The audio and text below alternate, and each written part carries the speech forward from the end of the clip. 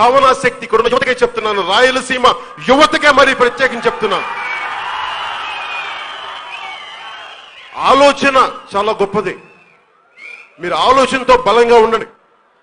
మాకు అన్యాయం జరుగుతుంది, ఈ అన్యాయాన్ని మేము ఎదుర్కొంటాం. మాకు దోపిడీ జరుగుతుంది, మాకు అభివృద్ధి జరగట్లేదు. మేము ఇక్కడ కనీసం ఒక రైతు 20 సంవత్సరం పొడవుతా కష్టపడితే మాకు 20 రూపాయలు మాకు వచ్చేది కడుపు మంట. మధ్యలో ఎవడు 100 రూపాయలు తీసుకునేది? ఆ వ్యక్తుల సమూహం ఎవరు? ఇక్కడనే కాదు, ప్రతి చోట జనసేన కోరుకుంటుంది, ఎవడైతే పండించే రైతు ఉంటాడో ఆ రైతు ఆనందంగా ఉండాలి, ఆ రైతు కడుపు కోత తీరాలి. నేను మీకోసం పోరాటం చేస్తాను. ఈరోజు మీకు చెప్తున్నది, ఈ యాత్ర అయిపోయినాక నేను చేయగలిగేది ప్రధానమంత్రి గారి ఆఫీస్కి లేఖ రాస్తాను, ఆయన దృష్టికి తీసుకెళ్తాను. ఎందుకంటే 2014లో మేము నిజామాబాద్లో, తెలంగాణలో నిజామాబాద్లో మోదీ గారితో మొదటి మేము పర్యటనకి పోయినప్పుడు అక్కడ కూడా నిజామాబాద్లో కూడా పసుపు పంట చాలా ఎక్కువ ఉంటుంది. అక్కడ కూడా పసుపు బోర్డు కావాలని అడిగితే ఆ రోజు నేను చాలా బలమైన మాట ఇచ్చాను. కానీ వేరే ఎంపీలు రావటం వల్ల వాళ్ళు చేయలేకపోయారు. కానీ ఈ రోజున వీళ్ళకి 22 మంది ఎంపీలు ఉన్నారు. జగన్ రెడ్డి గారిని అడుగుతా ఉన్నాం, మీకు మోదీ గారి దగ్గరికి వెళ్ళి స్పెషల్ కేటగిరీ స్టేటస్ అడిగే ధైర్యం ఎలా కోల్పోయారు నాకు తెలుసు. ఇక్కడ ధైర్యం లేదని ఇక్కడ కూర్చోబెట్టి ఒక సామాన్యుల్లో చీనీలు చెట్లు నరికేసే ధైర్యం ఉంది. కానీ మీకు ప్రజా హక్కుల కోసం మీరు సమస్యలను తీసుకెళ్లే ధైర్యం అయితే వీళ్ళకి లేదు. 22 మంది ఎంపీలు పెట్టుకొని ఏం చేస్తారండి మీరు? కనీసం మీరు పసుపు పంట రైతులకు న్యాయం చేయలేరు. అరే శీతలు గిడ్డంగులు కట్టించలేరా మీరు? కోల్డ్ స్టోరేజ్లు కట్టించలేరా మీరు? మరి మీరు భారతీయ సిమెంట్లు పెట్టుకుంటారే? దానికి ఉన్న మనసు ఇంతమంది పేదలకి అంటే మీ అందరూ డబ్బులు వచ్చేస్తాయి కదా, శీతలు గిడ్డంగులు కడితే మన రైతులందరూ డబ్బులు వచ్చేస్తాయి మాట వినరు.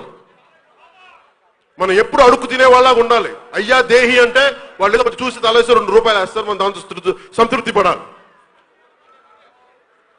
సగటు మనిషి, యువత, ఆడపడుచులు కానీ రైతులు కానీ వీళ్ళకి న్యాయం జరిగే వరకు జనసేన మీకు పోరాటం చేస్తాం. అలాగే నేను కోరుకుంటుంది కూడా మీ అందరికీ సంబంధించి, మీరు ధైర్యంతో కనుక లేకపోతే మనం ముందుకెళ్ళలేము. మిమ్మల్ని అలాగే రెచ్చగొట్టట్లేదు, గుండెల్లో ధైర్యాన్ని నింపుకోమంటారు. మీరు ఎదురు కూడా తిరగక్కర్లా. మీ ఊళ్ళల్లో వైసీపీ నాయకులు వచ్చి మిమ్మల్ని ఏదంటే భరించండి, ఏమనదు, వీళ్ళని చూడండి. ఎందుకంటే ఇంతమంది కలిపి చూసే చూపుకి వాళ్ళ లోపల నరాలు తెగిపోతాడు. ఇంతకు మించిన గొప్ప రాజులు వచ్చారు, ఫ్రెంచ్ రాజులు వచ్చారు, జార్జ్ చక్రవర్తులు వచ్చారు.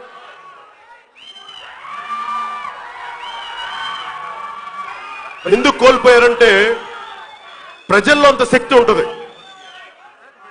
మీకు ధైర్యమే ఉండాలే కానీ మీ సంఖ్యలు మీరేసుకున్నారు, వాళ్ళు వేయలా. మీ పబ్లిక్తనం మనకు సంఖ్యలు వేసింది. భయపెట్టచ్చు, వాళ్ళు 100 మాట్లాడచ్చు, కానీ ఎంతకాలం? వాళ్ళకి ఒకరోజు ముసలి వయసు రాదా? వాళ్ళకి ఒకరోజు గుండెలో బలం పోదా? ఒంటిలో బలం పోదా? ఆ రోజు మనది అవ్వదా? ఆ రోజు ఇప్పుడున్న యువతరం రేపొద్దున నాయకత్వం వహించి రాయలసీమని బంగారు సీమగా చేయదా? ఈ ధైర్యం మీకు కావాలి. నేను ఇందాక మన నాయకులు మాట్లాడుతా రైల్వే కోడూరులో మేము స్థలం తీసుకుంటామంటే నాకు కావాల్సింది ఇల్లు కాదు. ఇక్కడ నేను ఇక్కడ పెట్టుబడి పెడతాను. దేనికి పెట్టుబడి పెట్టాలంటే నేను జ్ఞానం అనేది చాలా ముఖ్యం. జ్ఞానాన్ని బోధించే, ఎందుకంటే ఇది సరస్వతి సీమది, చదువుల తల్లి సీమది, ఫ్యాక్షన్ సీమ కాదు, చదువుల తల్లి సీమది. మీరు ఇంతమంది దేవతలు కొలుస్తారు, మీకు పిరికితనం ఆవహించడం ఏంటి? జ్ఞానం ఉన్నవాడికి ధైర్యం, అడుగున ధైర్యం ఉంటుంది. జ్ఞానం మీకు ధైర్యాన్ని అడుగున నూరిపోస్తుంది. మీకు జ్ఞానం అందుకే నేను ఇక్కడ కట్టదలుచుకుంది ఒక లైబ్రరీ కడతాను. ఇక్కడ ఒక మంచి చక్కటి